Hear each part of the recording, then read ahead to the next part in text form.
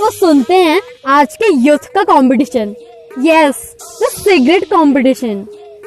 4 के ग्रुप में एक ने बोला, भाई मैं तो पूरे दिन में 9-10 फूंक देता हूँ।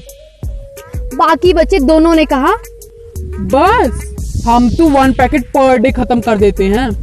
बेचारा बच्चा चौथा, वो तो पूरे दिन में 4-5 भी नहीं ले पाता। कसम से यार, भारी बेइज्जती। और उसके बाद चढ़ा जुनून। अब तो बेटा जी डेली 1 पैकेट से भी ज्यादा का डोज लेते हैं। अब वो अपने ग्रुप का स्टड बॉय बन चुका है।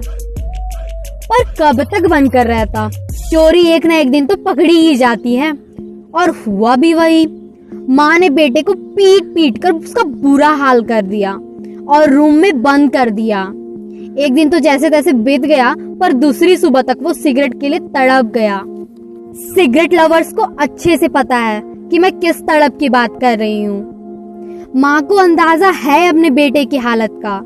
उनको भी पता है कि अगर कोई इंसान एक बार किसी बुरी लत में फंस जाए ना, तो वो लत ना उसे जीने देती है और ना ही मरने। और वो अच्छे से जानती थी कि उनका बेटा इसी दौर से गुजर रहा है। यार माँ होती हैं, उसे तड़पता हुआ नहीं देख पाई। पता था उन्हें जहर है उनके बेटे के लिए ये, पर फिर भी उन्होंने सिगरेट उसे थमा दिया। जब बेटे ने सिगरेट को अपने सामने देखा तो वो आउट ऑफ कंट्रोल हो गया। उसने ध्यान भी नहीं दिया कि उसके सामने है कौन। उसने इमीडिएट लाइटर निकाला और सिगरेट जलाया। और सिगरेट को मुंह तक ले जाने से पहले उसने एक बार अपनी माँ की नजरों में झांका। वो अपनी माँ से नजरें तो नहीं मिला पाया, पर उसने अपनी माँ की नजरों में दर्द भरा प्यार देखा, जो सिर्फ और सिर्फ उसके लिए था।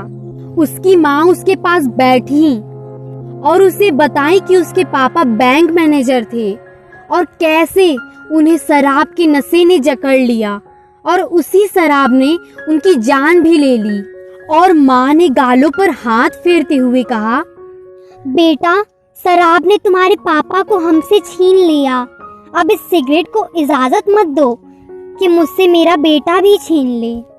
बेटे ने सिगरेट को उसी वक्त फेंक दिया और उसकी माँ के आंचल से लिपट गया।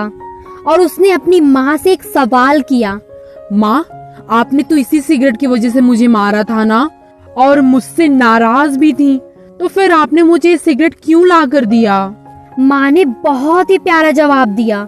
उन्होंने अपने बेटे के सिर को सहलाया और फिर उसके माथों को चूमा और जवाब में सिर्फ एक मुस्कुराहट। बेटे को अपने जीवन में इस पड़ाव से एक नई बात सीखने को मिली।